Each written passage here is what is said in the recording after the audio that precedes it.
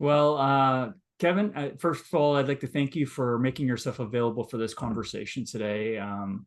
For those of you who don't know, I'm Dean Ritchey. I'm an advisor to CEOs and do strategic planning, and I've been given the opportunity to have a great conversation with Kevin Lawrence. And Kevin Lawrence, as you can see, is here, but Kevin Lawrence is, as you know, is an internationally recognized author, speaker, advisor to organizations and CEOs, entrepreneur, business owner, father of two, and many roles, and as well as a colleague and friend. And really looking forward to the opportunity to spend time with you today, talking about your amazing book that you wrote basically 7 years ago. It was published, and here we are today. And so what's that like, being an author and having all those different roles that you assume on a daily, weekly basis? It's busy. Sometimes I shake my head at all the things I get myself committed to. And when my schedule is a little bit tight, like it is this particular month in particular, really tight. I don't know. I feel like I'm just living a great life, Dean. Like I feel so fortunate that I get to spend my life helping these people, these CEOs and entrepreneurs and leaders building great companies and helping them and assisting them on their journey and, helping them to be more successful or achieve more of what they want and enjoy their life too. I feel very, very fortunate that I get to spend my life this way. So how is it that you get an opportunity to work with these amazing individuals and bring in this book full of all these resources for them? How do you connect those? Well, maybe even before I get there, tell me what was the desire or the passion behind writing the book in the first place? Yeah. Well, I just finished the previous book project, which was scaling up. And before that, I'd done a number of audiobooks or simpler books, but scaling up was a lot. And it was a massive, massive project, and interviewing 50 CEOs around the world. And as a result of it, I ended up burnt out at the end of that project myself. And as I was looking at that and thinking about all the other people I work with that are high-strung, high performers who take on massive commitments, more than they can realistically handle. And I thought, on being on airplanes all the time and hearing them saying, put the oxygen mask on first. And I had a mentor who had told me that lots early in my career. And I was in one of those moments when I needed to. And I said, maybe I should do my next book project more around the individual and their growth and their resilience, or my growth and my resilience. Because the other one was all about scaling the company. This is really about scaling ourselves and making sure that we get to play at the next level, and how to manage the rough spots, like, the burnouts and the setbacks and all those other kinds of things. So it was kind of almost a change of pace. And I was looking at my own, exhaustion at the end of that few-year project. What do you say to those, those CEOs that say, that's my job. I'm supposed to put my head down and really work hard and deliver results to the shareholders. Like, what's this soft stuff? What's this, this resiliency thing? Yeah. Well, behind closed doors, we can have a different conversation than some of them might have in person, but it is your job to put your head down and work hard and crank. But then you're going to hit the wall. Everybody hits the wall. People don't talk about it, but sooner or later, when you're that committed to something big and something that hard, people get to a spot where, whether they want to admit it publicly or not, even the best CEOs we work with, the smartest, the most resilient, and executives, it catches up with us. Right. So it's, when you burn the candle at both ends, sooner or later you run out of wick. And it's well said. But so everyone acknowledges it behind closed doors. And not everyone wants to talk about that publicly, but they get it in one-on-one conversations because they've experienced it. How, you've had a chance to interact with so many different organizational leaders. Like, what is it? Your oxygen mask first, it was written for this purpose. Like, what does it look like? What does it look like when a CEO shows up that way? Like, how do you know that the tools that are in your book, your oxygen mask first, like that they're relevant to this person? Yeah, that's a good question. Well, everyone's different and every situation is different, although the underlying drivers are fairly similar, like with our CEOs, and same with the CEOs that you work with and the executives that you work with. You have a pretty good sense of how they're doing. Like, I can tell by listening. My initial coach training was all on teleconferences back in the 90s, and we're trained to coach with our ear. I can hear tone changes in people's voice because you can hear a brightness or a dullness. You can see the signs of when someone's worn down. And if you have a great relationship, it's like, hey, how's it going? Like, no, like really, something seems off. What's up?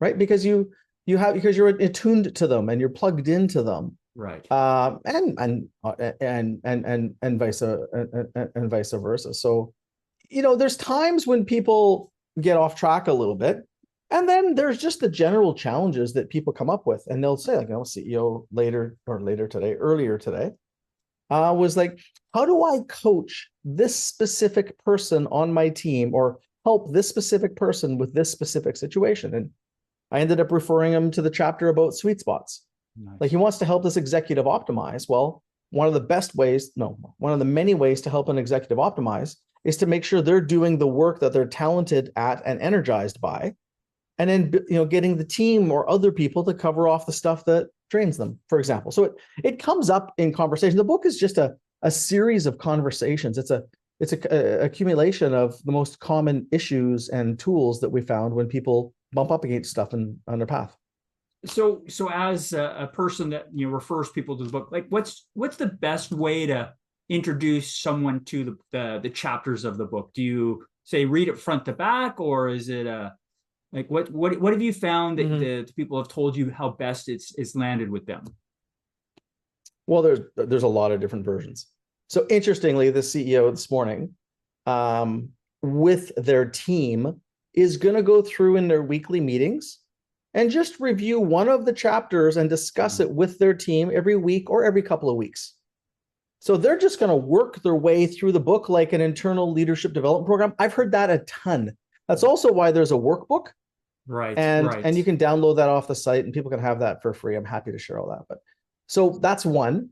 But the other one is just situational. Like, well, there's the second one is to do the assessment online. There's an assessment on the site, which is to assess yourself, but based on the questions, it kind of gives you a scoring to give you a sense of what might help. But for me, I just listen to when people have either big opportunities they can't make happen or big challenges that are holding them back, one of the two, the big stuff. And usually it ends up pointing them to a certain tool. And I'll say, why don't you just go read that chapter and do the exercises? Excellent. Now you wrote this book 7 years ago, and who knew that shortly after it was published, the world changed. We were introduced to the world of COVID and all of the challenges and the environment that created. How timely in the sense from a resilience standpoint, but what that also did is changed how the workforce goes to market, and that moved people to their homes and remote and all that. Are you finding it's equally relevant, or are you finding, oh man, I wish I could have included it, if I were to write it again, this is the chapter I'd include now because it's even more relevant, or I would do something different? I don't think I would change a lot. I would change by updating stories and examples that people have shared with me. The one though that did kind of get tested for me was the chapter about resilience. I didn't realize that air travel was one of my resilience rituals. Okay. Because time in airports and time on airplanes is magic for me. Yes. Magic. Now, it's tiring when you're traveling around the world and jet lag, all that. But what I found I missed during COVID was that the time that I did thinking and my creative processes I did in airports and airplanes like I can do nowhere else.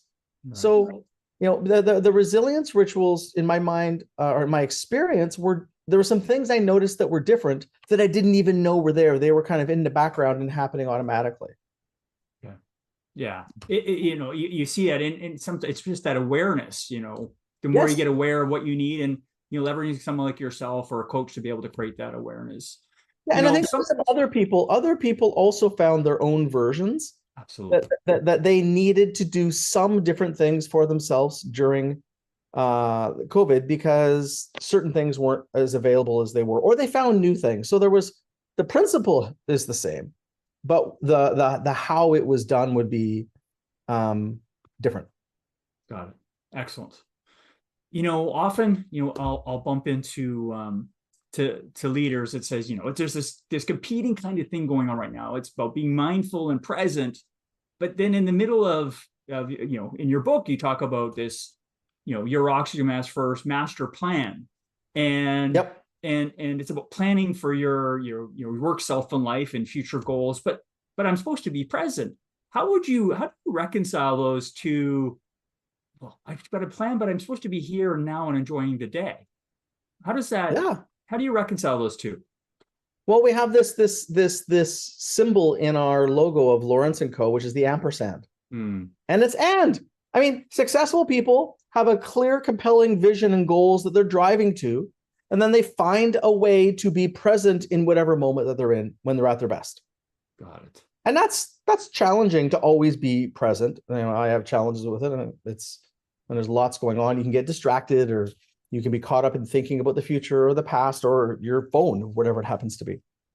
But successful people are always building towards something. They're not just going with the flow. Generally, there are some philosophies that just be present and follow, but that in our world that doesn't seem to work. So it's an and. I think you got to do both. It's an and. I see the and behind you. It's so exactly. So it's right. That's right there. Yeah. There it is. There it is. Excellent. When I think about you talked a little bit about the airports and at that time and how important it was for you. If I were some of these things, because you're the author, you're the author. All these things must be kind of a natural state for you. Is there one of these? Yeah, no, I know. Is there one of these? Some of them are works in progress. Yeah. Is there one of these chapters that resonates a little bit more? I need to go and refresh almost my memory because it's not my natural state for you. Yes. I'm doing my best to continually be my best all the time. Look, some of these things are natural. I burn myself out less than I used to. Yeah. Because I catch myself earlier and catch my breath, as I'm in the middle. This is, October, as I'm in the middle of a massive sprint for a couple of months with traveling all over the place, but I get to, travel and work with people I love, but still it's a lot. The one, like if I go back to my 360 that was done about a year ago, and one of our team members, Brett, did the 360.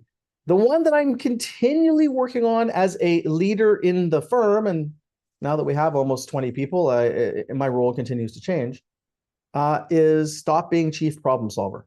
And this, you've made comments to me a few times when I'm needing to be, asking questions versus answering things. We need to let other people do things and figure things out versus being, the center of everything. So for me, as a person who writes books and knows the answers on these things, being an expert on something is a very different mode than being an effective leader. Right. Being an expert mode, I'm not very, people, that's not great leadership. It's thought leadership, but it's not great people leadership. Right. So being chief problem solver, and I've got those two very different hats. And then the 360, that was the main thing that came out from, and Brett did a great job of sharing that feedback with me and give me some guidance around it. And so that is the one that I continue to work on,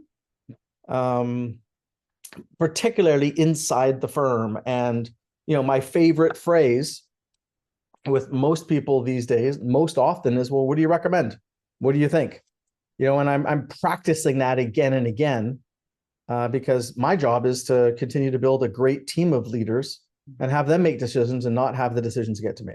So that's probably it is my biggest area for growth. And I'm on the journey, but I'm still working on it. Well, it's interesting what you said, because a lot of times, you're incredibly well read. I read lots. And a lot of times it's like, I read it one and done, and okay, I've taken a couple of things from it. When I read Your Oxygen Mask first, for me, it's just one of these books that I really like to go back to and just jog my memory on a couple. It hones my lens on how to be looking at some of these resilience things that overall strengthen how I show up. So I just, thank you for writing it and creating that, because I just, for myself, I really appreciate that. Yeah, I probably need to go back and read it myself because I haven't in a while. And reading my own stuff is weird. I remember as a kid, I grew up. There was a band, a Canadian band, Bachman Turner Overdrive, Yeah. and the drummer Gary Peterson used to live down the street from me, and so he was a super good guy. I got to know him, but one of the things he said is that he just didn't really like listening to his own music, Right. and and so for me, reading my own stuff I find strange, but for me, because the book it's a summary of the principles that make leaders continue to grow and thrive. Right? It's a high level view of them. Yeah, and it's a great thing to go and do an annual assessment. Go look at do the survey, rate yourself on the different principles, and figure out the next one you got to pay attention to. And it's, and I might not next year focus on chief problem solver, but I'm pretty sure within a couple of years it'll be back on my priority list again. It's just, yeah, it's just a really good awareness and flag to take a look yes. at. Now, when I was going through and again looking at some of the chapters again, so often as I'm dealing with executive teams, I bump into this, we don't have time to learn piece. And you've got this chapter, and it's learn like your life depends on it. Yeah. And how is that a contributor to your oxygen mask first? Like it's a learning thing. How does that contribute to the overall betterment of an individual? Mm-hmm. Well, if you want to be great, you got to know stuff. And if the main thing, an indicator of someone who will be effective in the future is how much they're learning or studying today. When you stop learning, it's a signal to yourself and to your ego that you got it sorted out. That's a dangerous state. When you think you've got this thing figured out, you're in trouble. It's also why quite a number of people in their 50s find themselves without a job, because they're cruising on their skills from their 40s. Right. And so it's a really dangerous thing. So what we look for in great executives and leaders and CEOs is that humility and that drive to always be better. Jim Collins found in his research, level 5 leadership are the best leaders and of enduring great companies. And level 5 leader has two things: very humble, very driven. Well, if you're very driven and you're very humble, you're going to be a student of the game, and you're going to be doing a lot of learning because you don't know enough. And because you want to be better, you're looking for clues and answers and techniques. Yeah. So it's, we talk about, businesses growing around people if you don't keep up. Is there a trick you've had, or perhaps as some of your readership has read around that and said, hey, this is how I motivate my team and how to engage them in the power of life? I don't believe in motivating people. I believe people are motivated or they're not. Nice. I believe in trying not to get in their way. And I just watch. Like at the end of the day, in the leadership teams we work with, it's like we talk every quarter about reading books and learning to get better in most of our companies. Some people do it. Some people fake it. The ones that fake it don't move ahead. The ones that fake it often don't find themselves in a room in a couple of years because they haven't kept up. Like you can't, like it's hard to be part of a growth company. It is. So absolutely. If they don't do it, it's okay. It's gonna hurt them on a company that doubles every 3 to 5 years, which is what growth companies normally aspire to do, and many of our clients do. Well, the leaders and the CEO also need to double their capability. And if you only improve by 50% in the next 3 to 5 years, you're probably no longer suited for your job. Because if there's greater scale and greater complexity, you fall behind. Like it's a really big piece. And I always remember like one of my clients in the Middle East, and he entrepreneur, and he had roughly 50 companies. He had a lot. Plus, during a time of financial crisis in his country, he was asked to do a very, very important government role to support and help the government and help the leader of the country out. So not only was he very busy with a full-time job, and he had his massive enterprise to run, but all I know is every quarter when I would meet with him and we would review how his companies were performing and because we were, I was in there working with all those CEOs and their teams. Every quarter, he was so curious to know what the book was. And the next quarter, he had questions because he had read it every single. I went there for 13 years spending time with him and his teams. This, like, everybody thinks they're busy. Like, this guy was busy. Like, 50 companies, 12,000 employees, and a full-time responsibility to your country. Like, Right. He was busier than anyone I've probably, like, mathematically busier than anyone I had probably met. And yet he was consuming these books like nothing. Right. And so if he can do it, nobody else has an excuse. But well he also he was great, and he has a strong desire to continue to get great. Right. Right. So, but it's hard. It's hard. Like, it's hard to be great. It's easy to be mediocre. Just, you don't have to do much. Right. And not everyone's, I want to say, not everyone's up for that. I'm interested in the companies that are really pushing, trying to make things happen. And everyone's got, their own desires and their own level that they want to push themselves. Someone shared something with me. I think that it went along the lines of, well, at least I read it, or at least I showed up to the game, and it says, is that how you want to show up, at least, or the most? Like, really, at least, or do you want to show up world class, or how do you want to show up to that time or that energy? I love it. Going back to another chapter in your book, when I get an opportunity to work with, and we just talked a little bit around, what happens behind the back door, and there's talented leaders that are driven, but behind the back door, they're fighting stuff. Your chapter on manage your mental health, it seems, what is it that holds those high performing talented leaders, he or she, from wanting to build that network to help support that? Like, it seems so out there now in the media. What have you observed, or what have you bumped into? It's just shame. It's shame. Like, at the end of the day, in a world, like, there's a great interview we've got our site with Michael, one of the CEOs that we've worked with, who got into a really, really bad mental state because a number of things went wrong all at once in his company. And, he talks about in his interview, he was a successful entrepreneur. He was in a rough patch. And he didn't really want to talk to his wife about it because it was about some financial stuff that had gone sideways. He was in a CEO group, and it was part of his faith community. But he was used to being the guy that had it together, and he was the mentor and the advisor and the contributor to the community. And he wasn't used to showing up vulnerable and saying, I'm a mess and I need help. And what he said is, in his nature and his culture and his upbringing, it was kind of this stoic, we're good, right? We're good. I got it. We're good. We're fine.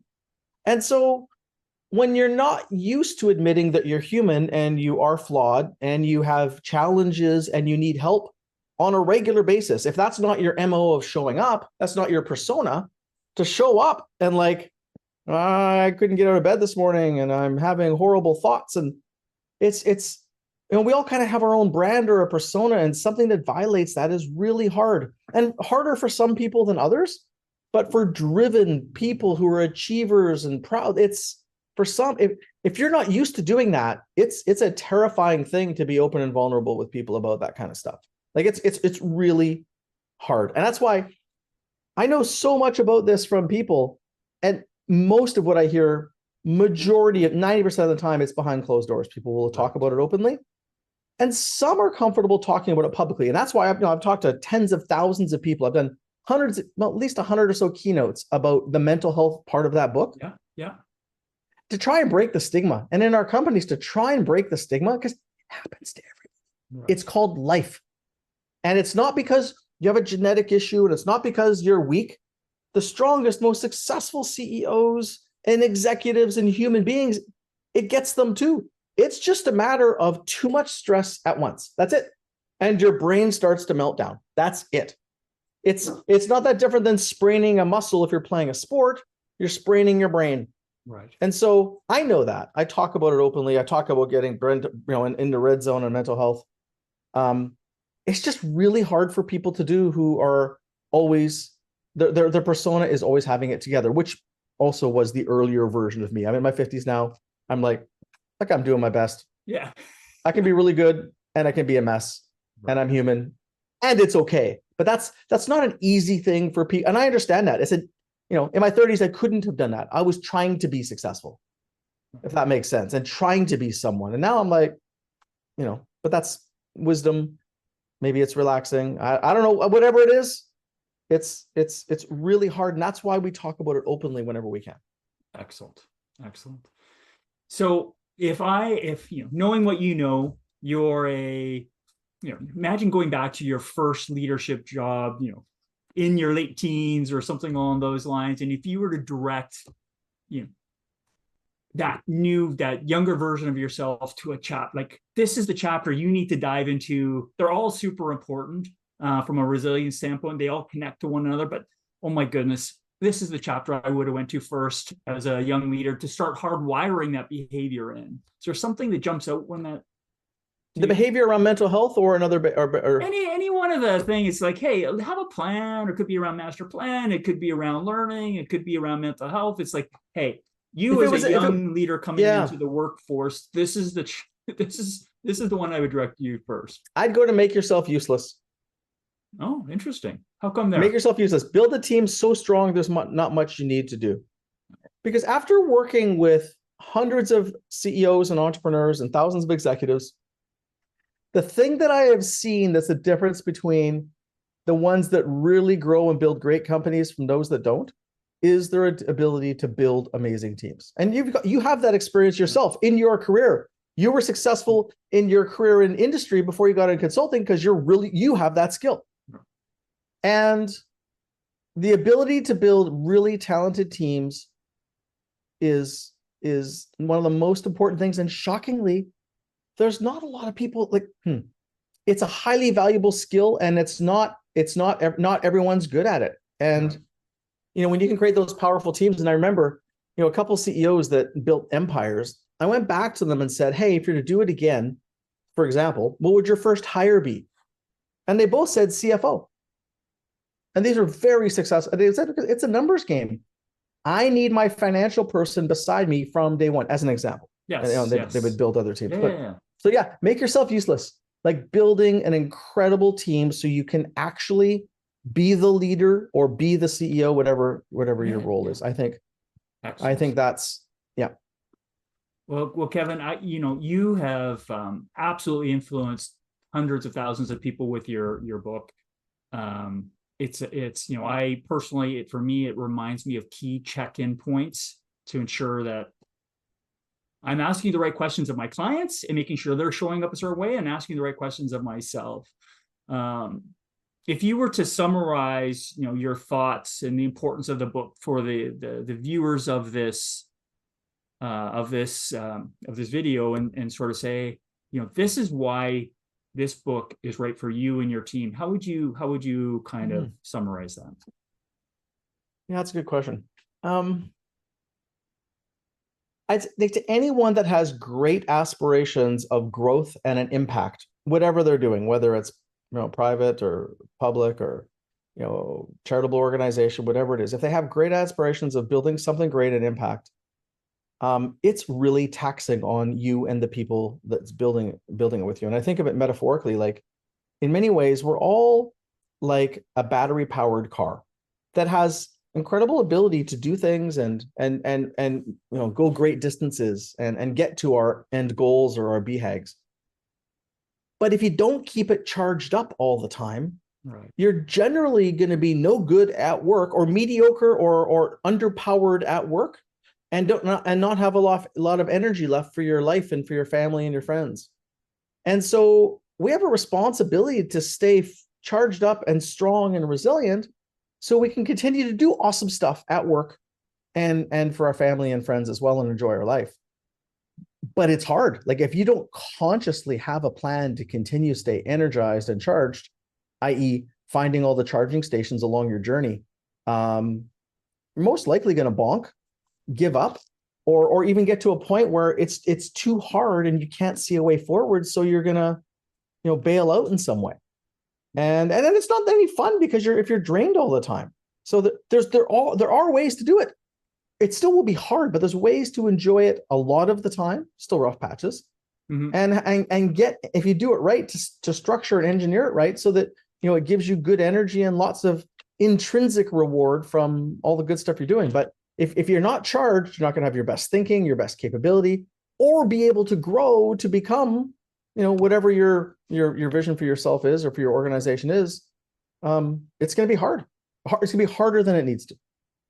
Well said. Thank you again for writing a terrific book, providing a roadmap for many of us, and then the milestone of 7 years of people enjoying and embracing the knowledge that's within the binding. So appreciate it very much for your time, Kevin Lawrence, author of Your Ask Me Ask First, and thanks for making a difference. Mm-hmm. Thanks, Dean, and thanks for all you do too. Right, you're a wise advisor for me and lots of people. And you've got great experiences, and you're a person that I look to all the time. What would Dean do in this situation? How would Dean handle this? Right, you're a master at what you're doing. I happen to put it into a book, but it's people like you that I learn from and collect the wisdom from along my journey. So thank you to you, and so you've been a great influence, and all the other people that we get the advantage to work with it. We're very fortunate. It takes a community. We are. And we learn from, it's like we're teachers, we teach and we learn all the same time. And we're in a very fortunate position to do that. So Agreed. I'm just pulling it together. I'm like, collecting and pulling together all these best pieces that I'm just learning from the great people that we work with. I'm kind of just, the conduit to bring it to life. So keep being that conduit. Yeah. You too. Can't help ourselves, right? It's enjoyable. We love it. Absolutely. All right. Thank you, Dean. Thanks, Kev.